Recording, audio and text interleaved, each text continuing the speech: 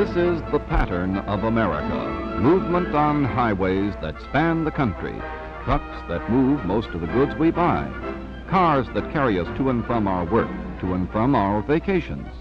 Our pattern of transportation has established the world standard. We are a fluid nation, always on the go. At least as far back as ancient Greece and Egypt, domestic animals were the prime power source for transportation.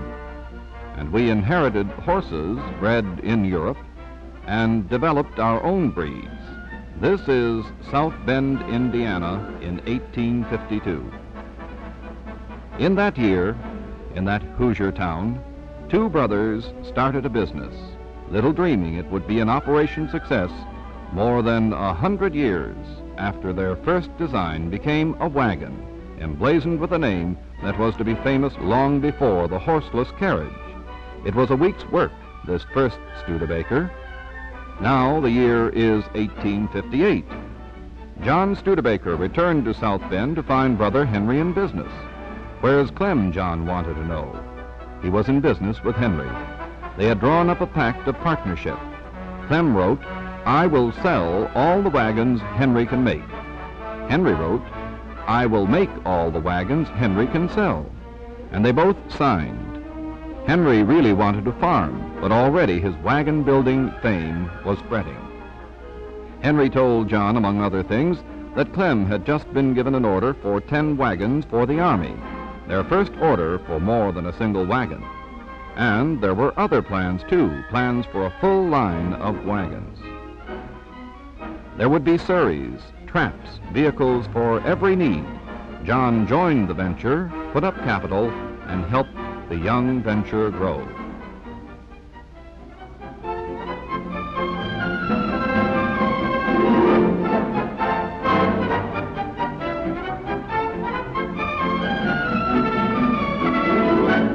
When fire struck, an even finer plant was built to replace the old. Studebakers were used in all of the 39 states and in countries across the seas. In its 50th year, after 5 years of experimenting, the company produced an electric car, forerunner of its first gas buggies. Thomas Edison bought the second electric Studebaker, while the gas buggy was still in the experimental stage. This is the first, being test-driven by Frederick S. Fish, son-in-law of J.M. Studebaker, last of the 5 brothers.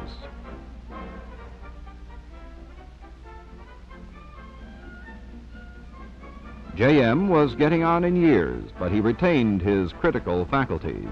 The gas buggy was doing fine at 8 miles an hour, but something, it seemed, was not entirely right. Was this to replace the horse and buggy? It might in time, but John Studebaker was not putting his stamp of approval on an automobile that stalled and stopped. It only needs a new spark plug or two, his son-in-law explained. But old J.M. just didn't take to the idea of asking his customers to carry pockets full of spark plugs.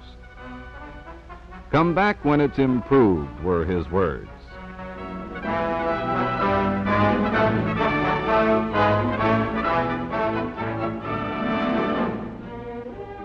Well, 2 years later, Frederick Fish was back in the driver's seat of a new car, but J.M. was still in the driver's seat of the company.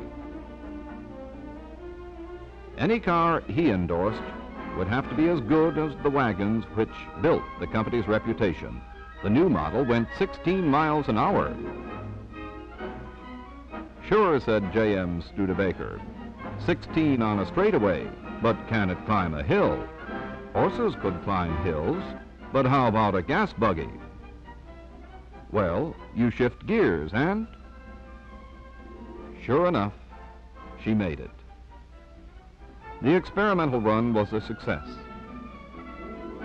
Production was begun as a new era, the era of power transportation began. But let's skip to our own day, the day of free form and flowing lines, a new period in art. Rococo lines, the gingerbread decoration of a bygone day, gave place to clean lines. Artists found expression in interpreting rather than in reporting factually what they saw. The clean sweep of modern art found its way across the architect's board into buildings. Beauty and function were brought together and developed into a feeling of airy lightness. Industrial buildings caught the same spirit and began to take on the shape of things to come. Multiple dwellings, once drab affairs, lost their busy details to be replaced by clean lines. Industrial designers at Southbend felt the groundswell of change. Is this imagination or the Studebaker of tomorrow? Here, tradition means change, for the founders were innovators too. New ideas are surveyed before they go into production. Perhaps this design will receive the public's approval.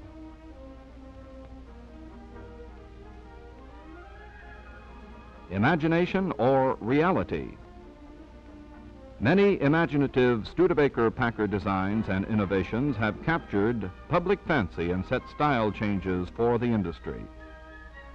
Should a new style be a radical change or a modification of the old? Which will the public accept?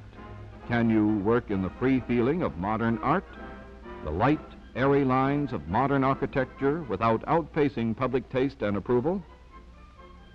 In the competitive field of automobile manufacturing, your answer had better be right. After approval of a two-dimensional design, it goes to the clay modeling department, where sculptors add the third dimension.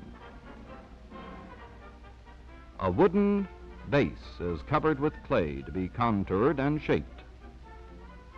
Not one, but many miniature models are made, modeled first in clay, then in plaster. The models are quarter size. Later, full-size mock-ups are handmade. They will be checked and checked again against tastes and trends in design. But long before then, meticulous care goes into every step of the model making to reproduce faithfully in 3 dimensions the artist's two-dimensional drawing.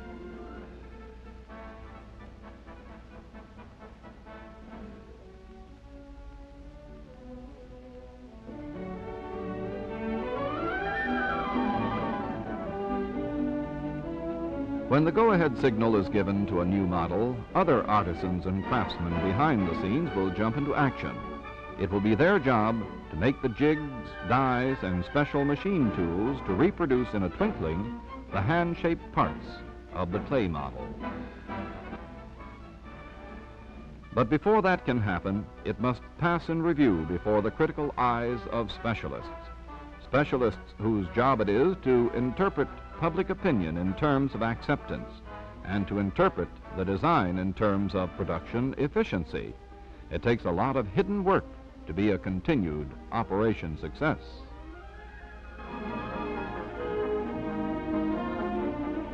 What about upholstery fabric? Decorating a car's interior is a specialized skill, and it calls for examining new fabrics with a creative eye as well as matching them to the creative artist's original conception. The dashboard was genuine leather in many early Studebakers, the horse-drawn type, that is. It is an instrument panel today, though the old name still sticks, and in a detail such as this, there is experimental design.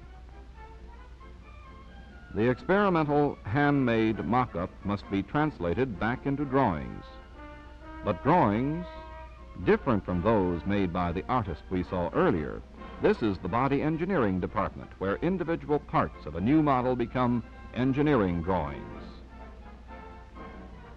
The drawings are full-scale, meticulous in every detail, and solve the problems of mass-producing the artist's drawing, the clay model in steel and chrome.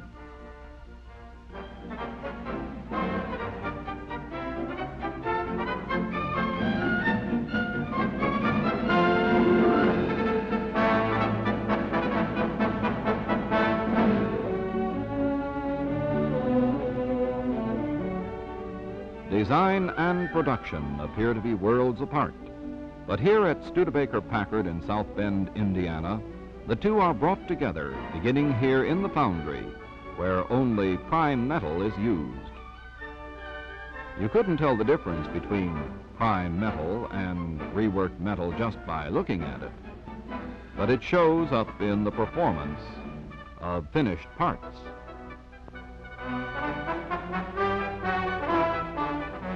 Whether the finished part is a casting, a forging, or is worked on a machine from raw stock, prime metal makes the difference.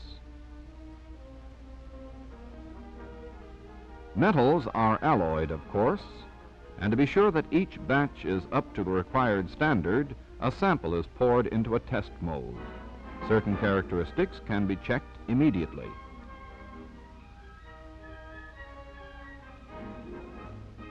Other characteristics are checked in the quality control laboratory.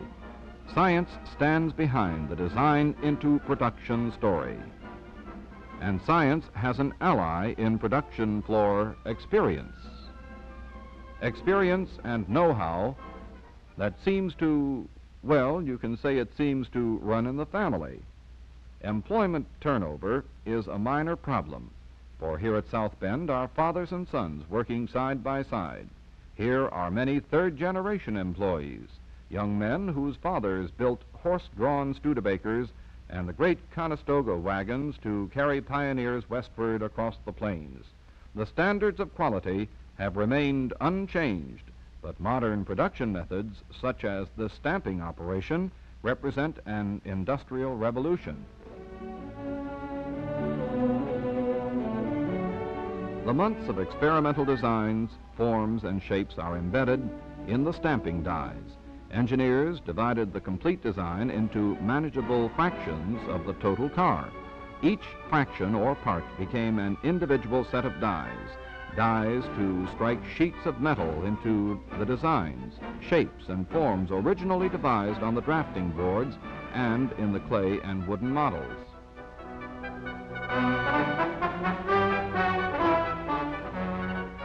We have all heard of the assembly line, but there is much to be done before individual parts and sub-assemblies are ready to be put together into a finished Packard or Studebaker.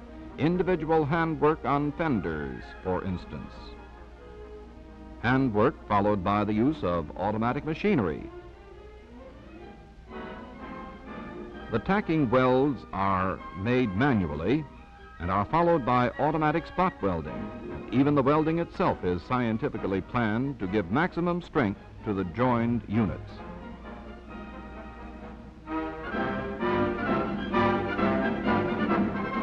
Completed engines travel through the air to the assembly line. Delivery is timed so that the proper power plant reaches the line to coincide with the assembled chassis of a specific type and model of car, 6- or 8-cylinder, with conventional or automatic transmission.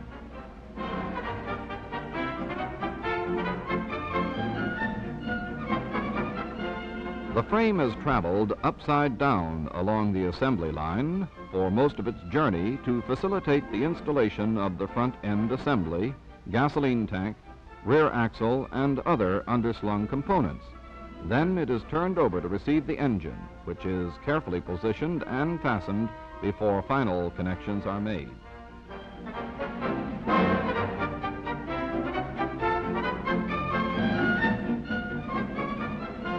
The next station on the assembly line is called the body dropped, aptly enough, for here the body is dropped onto the chassis, arriving from the floor above, where the parts were formed, assembled, tested, cleaned, and painted.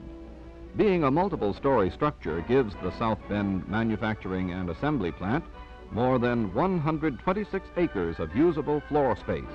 Yes, all that only 6 blocks from the heart of the city.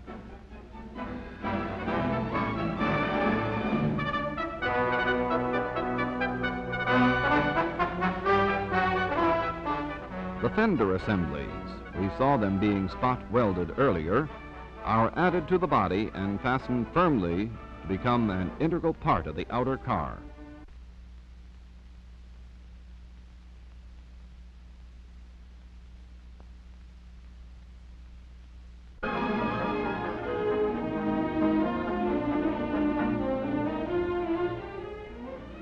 As the cars progress down the assembly line, the bumpers, wheels, seats and seat backs, steering wheel and other units are installed.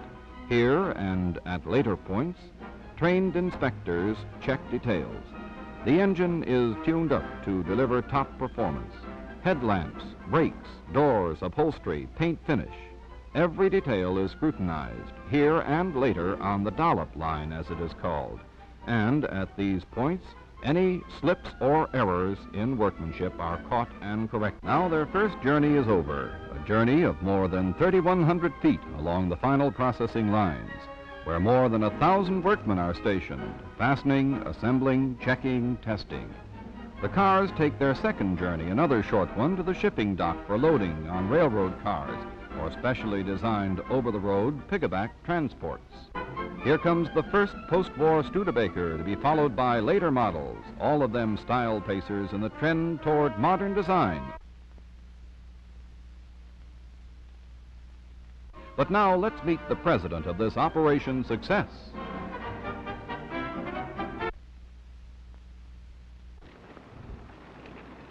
Well, we've seen the inside story, how the cars are made. Now let's see the outside story, how they perform. You can only tell the performance of a car by testing it, and that's why we're here. We're at the Studebaker-Packard Proving Grounds in Southbend, Indiana. And with me is Mr. Harold E. Churchill, president of the Studebaker-Packard Corporation. Mr. Churchill, just what is a proving ground? Well, this proving ground is one of the adjuncts to our engineering facility. It's really an outdoor laboratory for proof testing not only experimental designs and qualifying paper drawings that are exemplified in the final product, but also to continually check and recheck the quality of the products that we produce on our assembly lines. Well, of course, the American public is constantly bombarded with tests for practically every product we buy. Now, obviously, these tests aren't just selling points. They actually prove something in a practical way, I suppose. Yes, sir. Such as? Well, we run cooling tests, acceleration tests to determine performance standards, braking tests. Braking tests. Hill climbing or gradability tests. Now, you have about 200 acres here. No, we have 800 acres. 800 acres? 800 acres. Well, over here I saw a hill, and it was labeled Jones Street, San Francisco. Is that to simulate those sharp hills? Yes, sir. We actually brought Jones Street into the proving ground to determine the hill climbing capabilities of our passenger cars and trucks. Do you use many instruments in testing these cars? We use a wide variety of instruments both here at the proving ground and in our laboratories, and one of them that is used most frequently is this electric speedometer, or fifth wheel, which you see at the back end of this Golden Hawk. Oh, yes. Well, now, you've told us what a proving ground is. Why don't we do a little proving ourselves? Well, let's do that, shall we? All right, good. Let's see another of those 40 Golden Hawks in action. This one has been equipped with a fifth wheel for the proving grounds. A fifth wheel that gauges the car's rate of acceleration and registers it for study by the company's mechanical and machine design engineers. Looking for takeoff getaway speed? This seems to have it. There she went, and here she comes. From acceleration test to speed test, just one of the numerous performance tests at the 800-acre proving ground, where dusty roads, gravel roads, steep grades, and water hazards test the cars. Here's a steep grade, man-made style, being made even tougher by applying a liberal larding of grease to one ramp, the better to demonstrate a new Studebaker feature, a transmission improvement that delivers most of the drive power to the wheel that has the traction.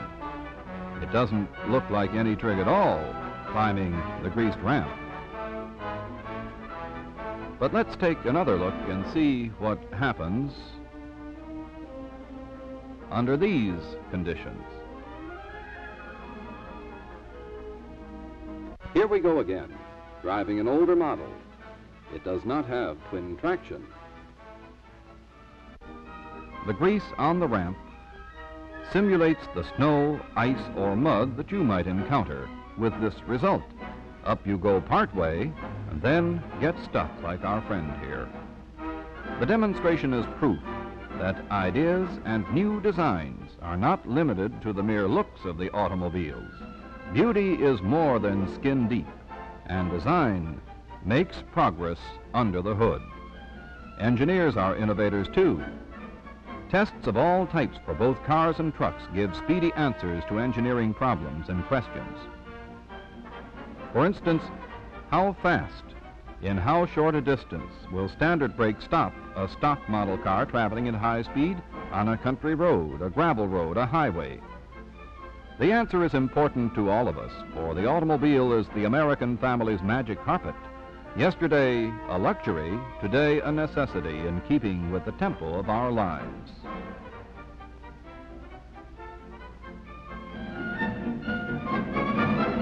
It's the magic carpet taking millions of kids to school.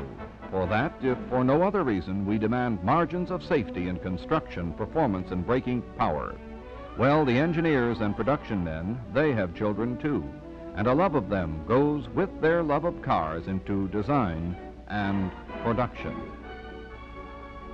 Yes, it's our magic carpet to work, to school, to shop, and how easily it handles.